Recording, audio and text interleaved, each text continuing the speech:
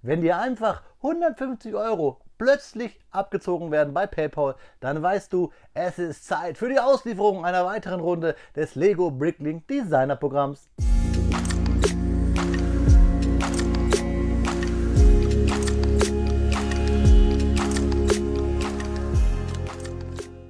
Willkommen in der Noppenklötzchenscheune.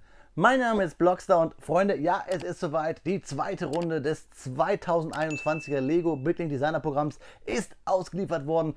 Danke DPD. Deswegen kann ich euch heute die 21009 vorstellen, nämlich den Lego Store als Modular 2124 Steinchen, wohl 6 Minifiguren. Und wie gesagt, unser eigener Klemmbausteinladen von Lego jetzt für unsere Stadt. Er gefällt mir richtig gut, hat so ein bisschen englischen Stil, amerikanischen, passt auch ganz gut, finde ich, noch zu einem anderen großen Lego Modular. Zeige ich euch danach aber in den Teilfotos. Kommt aber jetzt mit mir hier mal auf den Bautisch. Ich bin nämlich super gespannt, was sich hier drinnen alles verbirgt.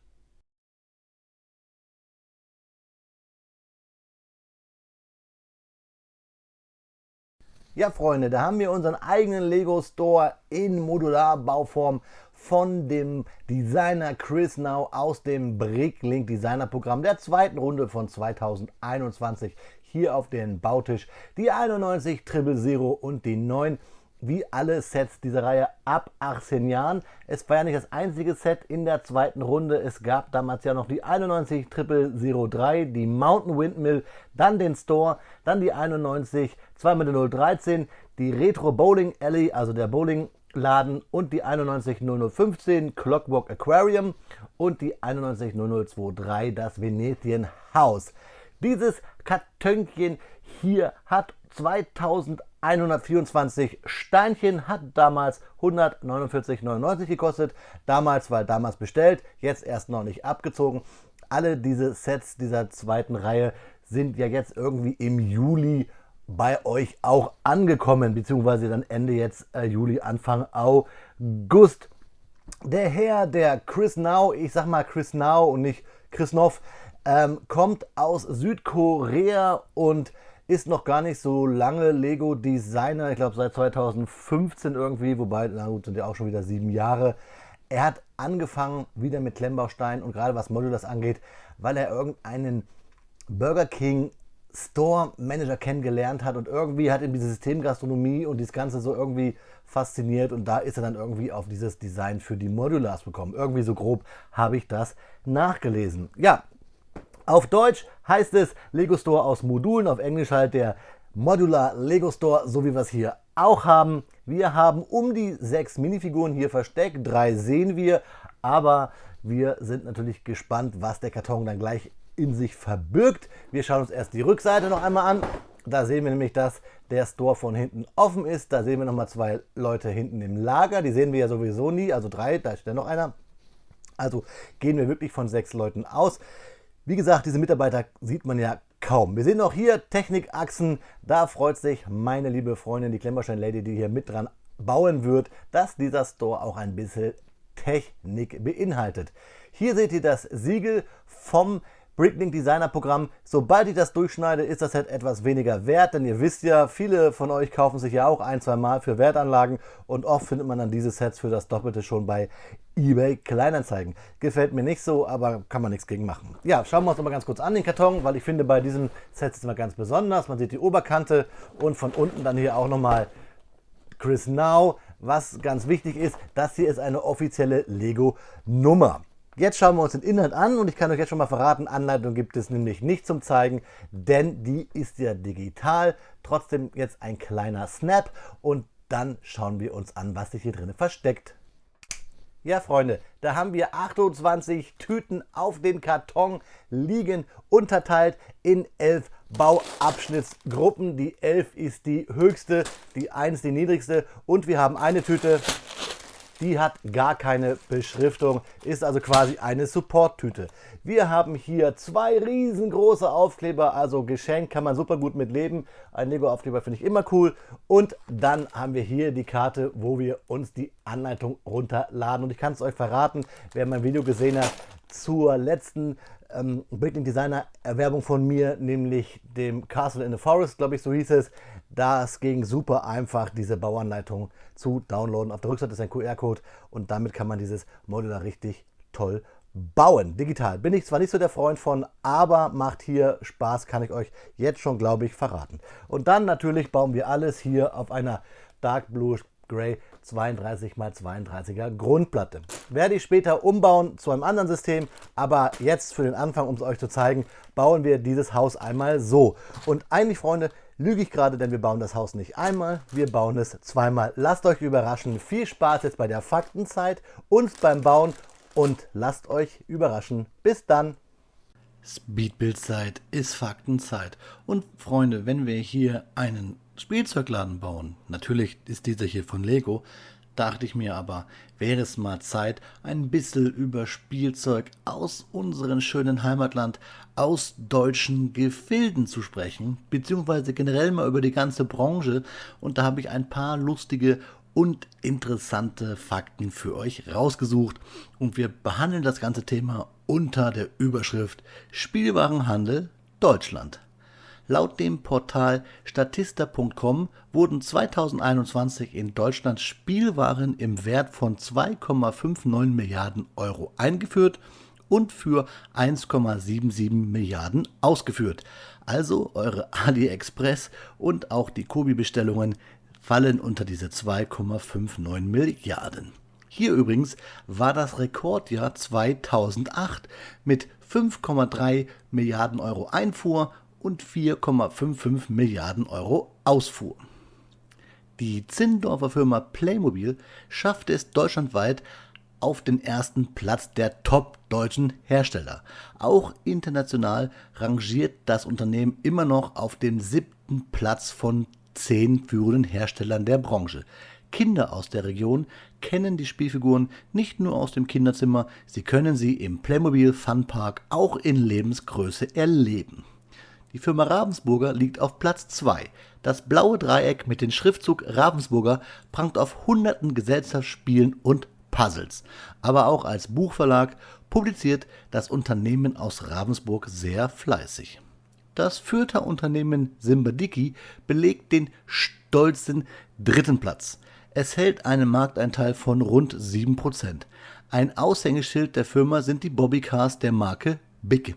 Die Produktpalette umfasst mittlerweile aber alles von Puppen bis Wasserspielzeug und sogar eine Klemmbausteinsparte mit Steinen, die sich Blocks nennen, mit Doppel-X. Klingt irgendwie komisch, aber macht ja nichts irgendwie. Übrigens, diese 7% beziehen sich auf den gesamten Spielzeugmarkt. Ich habe die Dänen und die Amerikaner und Chinesen hier mal rausgerechnet. Auf dem 4. Platz kommt dann die Firma Schleich, hier ums Eck aus Schwäbisch Gmünd. Dort werden naturgetreu und handbemalte Figuren aus Hartgummi produziert, darunter zahlreiche Tierfiguren und Dinosaurier. In den vergangenen Jahren ergänzte das Unternehmen seine Produktpalette aber auch um Fantasyfiguren wie Elfen, Einhörner und Seemonster. Schleich hat sogar eine DC-Lizenz und man findet einen großen Schleichbereich im berühmten New Yorker Spielzeuggeschäft FAO Schwarz. Und jetzt machen wir einen kleinen Schwenker über den Teich halt zu diesem Geschäft FAO Schwarz. Warum, weshalb, wieso, warum es einen deutschen Bezug hat, dazu komme ich gleich. Dieses berühmte Geschäft findet man in vielen Kinoklassikern, wie zum Beispiel Kevin allein in New York, in Tom Hanks' Big von 1988, in Woody Allens Geliebte Aphrodite und sogar die Schlümpfe drehten 2011 dort. Und ich glaube dieses Jahr sogar Kai Pflaume mit Knossi, aber das ist eine andere Geschichte. Der Gründer, Herr Schwarz, wanderte 1856 von Herford in Westfalen nach Nordamerika aus und wurde reich mit dem Import von, ja was kommt nun, deutschen Spielzeug. Deswegen finde ich, hat dieses Geschäft in New York an der Fifth Avenue irgendwo auch einen Bezug zum deutschen Spielwarenhandel.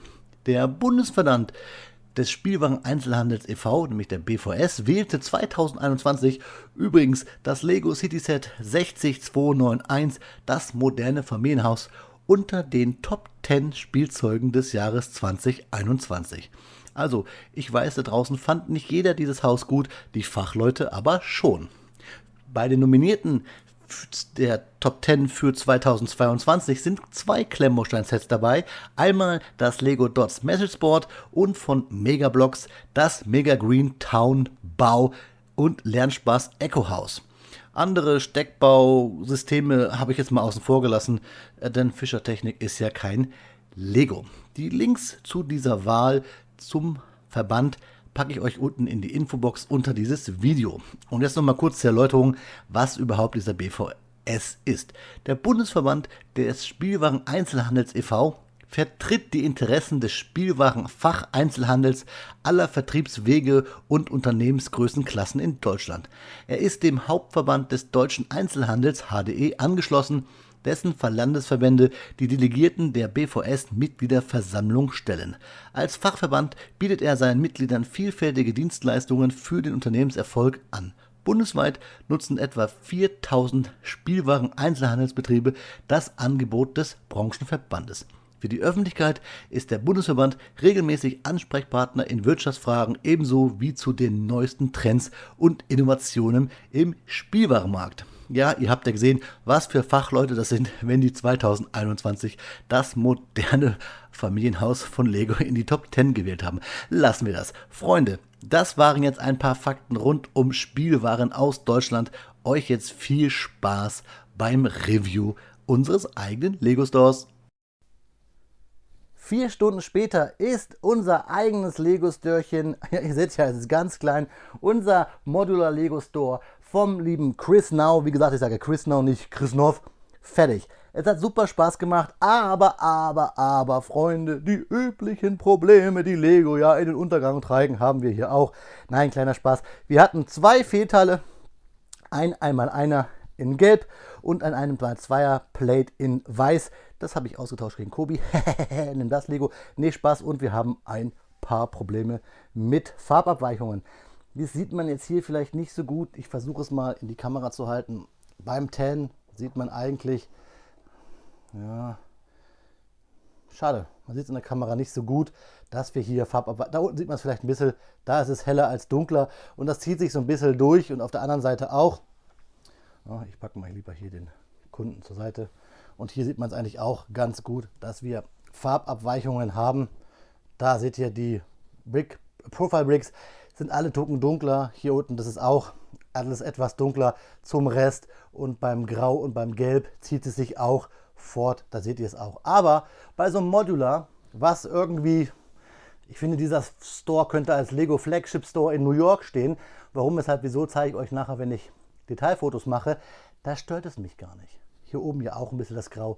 Das stört mich nicht. Also natürlich habe ich hier ein bisschen Clickbait betrieben, weil es nun mal so ist. Also eigentlich nicht. Aber mich persönlich stört es nicht. Und das liegt nicht daran, dass ich Fanboy bin, sondern weil, ja doch, weil ich Fanboy vom Bricklink Designer Programm bin. Weil ich es mag, wenn Leute aus unserer Mitte solche tollen Sets designen. Ich zeige es euch mal von vorne. Natürlich ist hier der Blick von oben, einfach weil es ein Modular ist. Hier von der Seite finde ich ganz gut, dass hier abgesetzt ist, wir hier oben den Bogen haben, denn so können wir hier auch mal eine Gasse simulieren. Haben wir selten bei Lego. Wir haben die coolen Überlichter hier, die auf Hinges hängen, die wir also aufklappen könnten theoretisch. Wir haben hier hinten natürlich die Technikachsen vom Stuck von vorne und wir haben auch mal ein schönes Hinterteilchen, einen schönen Popo dieses Sets. Vor allem können wir es hier auch aufklappen. Und dann können wir in das Lager reingucken, denn ganz ehrlich, Freunde, das hat ja noch kaum einer von uns in einem Lego Store gesehen, oder? Also richtig cool. Hier Sackkarre, wir haben hier den Computer, wir haben hier vorbereitete Döschen für Steinchen, hier Ausgabe und so weiter und so fort, Warenannahme. Wir haben natürlich hier die Tür, die wir aufmachen können.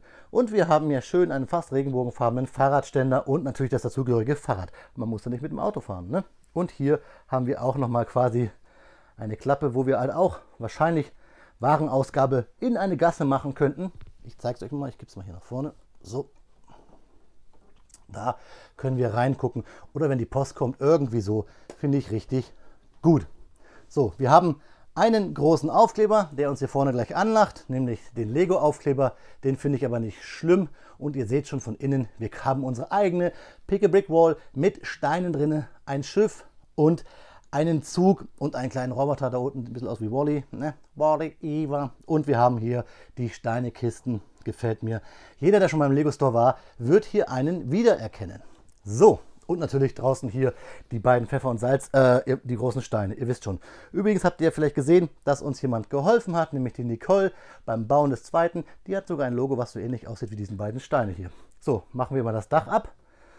Dann können wir uns das nämlich mal genauer angucken. Finde ich cool. Hier mit diesen Zahnrädern. Hat irgendwas ein bisschen Steampunk-mäßig. Gefällt mir. Dann haben wir hier halt das Dach, habe ich euch gesagt, mit den Hinges hier hinten 3 Stück in schwarz. Die Oberlichter. Und vor allen Dingen von unten, jeder, der schon mal im Lego-Store war, kennt diese typischen Lego-steinartigen Lampen. Also hier quasi die Tubes von unten. So hat man es auch im Lego-Store. Hammer. Also richtig nice. Geht an die Seite. So. So. Und dann schauen wir einmal in das Gebäude rein. Ich darf nicht zu sehr machen, sonst kippt vielleicht was raus. Da sehen wir hier den Zug. Hier sehen wir die ganzen Kartönchen. Also hier, da was das Herz begehrt. Wir haben hier unsere Pick a Big Wall, wir haben da die Kasse, da hat schon jemand für 100 Euro was eingekauft. Wahrscheinlich gibt es ein GWP dann dazu. Und wir haben da hinten den zweiten Aufkleber, das kleine Lego-Zeichen an dieser großen gelben Wand. Hier haben wir noch so eine Art Flugzeug-Hubschrauber, vielleicht der Helicarrier von den Avengers. Und jetzt hier nochmal die andere Seite. Da seht ihr nämlich, dass in diesen Schaukästen auch Sets sind. Ich glaube, eine Art Nussknacker und ein Auto oder Raumschiff, irgendwie sowas. Und viele, viele Kisten. Also, ich muss sagen, wirklich, es hat Platz. Man kann also unten noch ein paar Fliesen austauschen für vielleicht Jumper-Plates, wo man Figuren reinmachen kann, ein bisschen Leben in die Bude bringen. Aber, Freunde, jeder, der schon mal im Lego-Store war, der freut sich, weil es genau so aussieht. Das ist natürlich das Schöne bei Corporate Identity, aber viel geiler ist es, wenn man es dann in seiner eigenen Stadt hat. Die großflächigen Türen finde ich auch richtig cool. Hier mit den Stangen an diesen C-Clamps können wir schön aufmachen. Auch kaum zerkratzt. Alles nice. Und jetzt das Dach drauf, Freunde. Und dann zeige ich euch natürlich die Figuren, die dazugehören. Und was ich richtig cool finde, ist, wir haben ziemlich viel Stuff, ziemlich viele Mitarbeiter. Ich muss mal kurz hier reingreifen. Wupp. Und dann schauen wir uns die Figuren einmal an. Hier ein Mädchen, vielleicht sogar die Store-Chefin, muss ja nicht immer ein Mann sein. Schön Lego-Druck hinten drauf, Stift in der Brusttasche und ein Namensschildchen. Hier schöner Mittelscheitel, soll ja wieder in sein, wie früher in den 90ern, ne? Bei Boybands ganz üblich. Hinten auch natürlich Lego, alle beide schwarze Hose. Er hier auch, Strubbelkopf, freut sich sehr, dass er die Kundschaft bedienen kann. Hinten auch wieder Lego, schwarze Hose.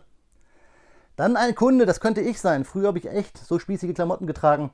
Lego-Tüten kennen wir, ne? Da wäre natürlich noch ein Druck vielleicht ganz cool gewesen oder ein Aufkleber. Naja, egal. Beige Hose, Pullover, Hemdchen und er freut sich, schwarze Haare. Dann hier, der fällt mir runter, der Herr. Ja, fangen wir einfach mit den kleinen Jungen hier an. Ganz schön, schöner Pullover hier mit so einer Art Tetris-Spiel aufgedruckt.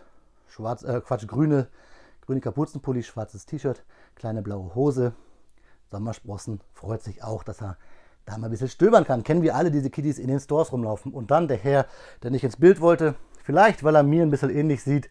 Hier schmalzige braune Haare, durcheinander, Brille, 3-Tage-Bart und hinten auch das Lego-Logo draufgedrückt. Ja, Freunde, das Ding hat Spaß gemacht. Ist mir egal, ob 2 Teile fehlen, mir egal wegen Farbabweichungen. Es kommt irgendwo hingestellt. Stadt ist bei mir gerade so ein Thema, da rede ich mit euch nochmal drüber. Aber wenn es nochmal eine Stadt bei mir gibt, dann wäre das Gebäude Nummer 1. Ist doch logisch, dass es in einer Klemmbaustadt eigentlich der Klemmbausteinladen das Gebäude Nummer 1 wäre, oder? Freunde, schreibt mir mal eure Ideen dazu in die Kommentare. So, jetzt gibt es die besprochenen vielen Detailfotos und dann schauen wir uns zum Abschluss noch einmal in die Augen, Freunde. Ich freue mich auf euch.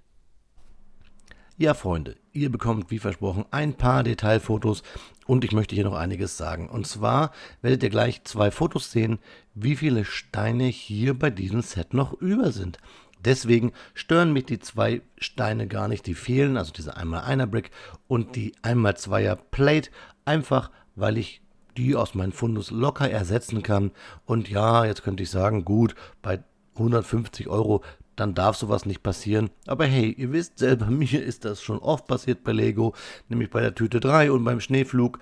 Aber das ist so, damit kann ich umgehen. Bei Kobi hatte ich schon öfter Fehlteile, bei chinesischen Herstellern auch. Also vielleicht gehört das mit dazu. Und ich bin hier gar nicht böse, denn ich habe euch ja schon gesagt, ich bin ein großer Fan von diesen Lego Bricklink Designer Programmen und unterstütze somit gerne diese Art von ja, Crowdfunding oder Community-Unterstützung oder Design-Unterstützung, wie auch immer man das nennen möchte.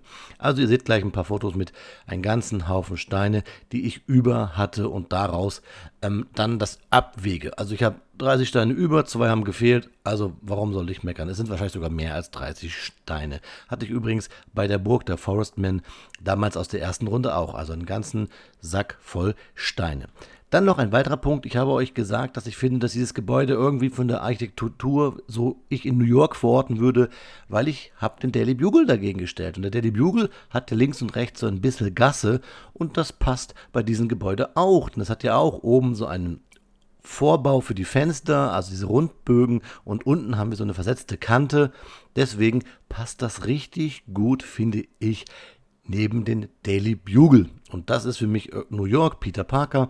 Und da passt dieser Lego Store einfach wie die Faust aufs Auge. Könnt ihr auch mal gucken, vielleicht habt ihr den Daily Bugle. Man hat so dann wirklich so eine richtig kleine, enge Gasse. Vor allen Dingen beim Daily Bugle sind hier auch so ein paar Kisten über und so hat man auch so eine kleine Gasse zu diesem hinteren Fenster in diesem Lego-Lader.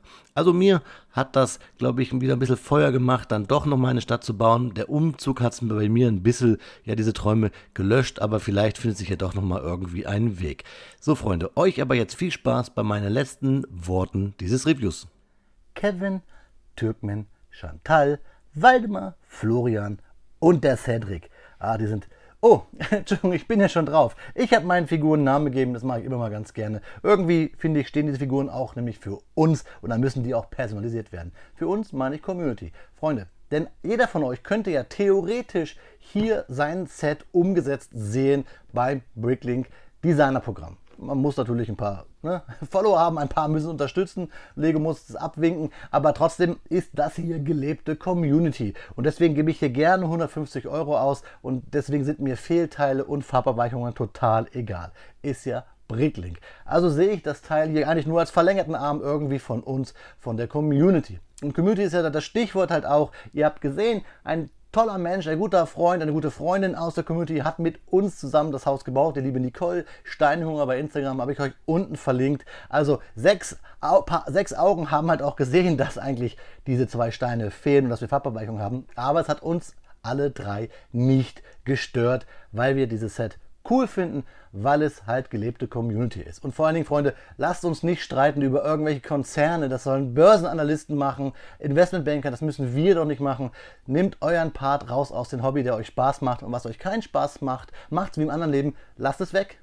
Lasst es nicht Teil von euch werden. Genießt einfach dieses Hobby, was so viele Möglichkeiten hat. So viele Möglichkeiten, wie die Steine Noppen haben, wie man sie kombinieren kann. So viel Spaß kann einem das Hobby geben. Ich habe hier Spaß dran gehabt. Ich gebe hier gerne 150 € aus. Ich habe euch gesagt, weil es Community ist. Ich lebe Community. Ich habe einen Discord, ich habe schon mehrere Community-Treffen gemacht und ich habe schon Leute von euch Designer an Firmen vermittelt. Das ist jetzt zwar dreimal ich, aber aus dem Ich wird ein W, ein I, ein R, nämlich wir, die Community. Und da freue ich mich besonders drauf, dass ich Teil von euch sein darf und ihr Teil von mir. In diesem Sinne, Freunde, viel Spaß mit euren Bauprojekten da draußen. Ich freue euch mal irgendwann vielleicht auf dem Discord zu sehen und zu hören im Talk. Da sind wir immer fast jeden Tag aktiv und ich hoffe, dass ihr auch eure eigene kleine Blase habt oder große Blase, wo ihr aktiv seid und einfach Spaß am Hobby habt. Lasst uns nicht mit irgendwelchen negativen Gedanken hier beschäftigen, einfach Spaß haben an Klemmen. In diesem Sinne, euch jetzt viel Spaß beim Klemmen. Ich hoffe, ihr habt ein cooles Örtchen, ein tolles Getränk, tolle Menschen um euch. Auf Wiederbauen, euer Freund, der Blockstar.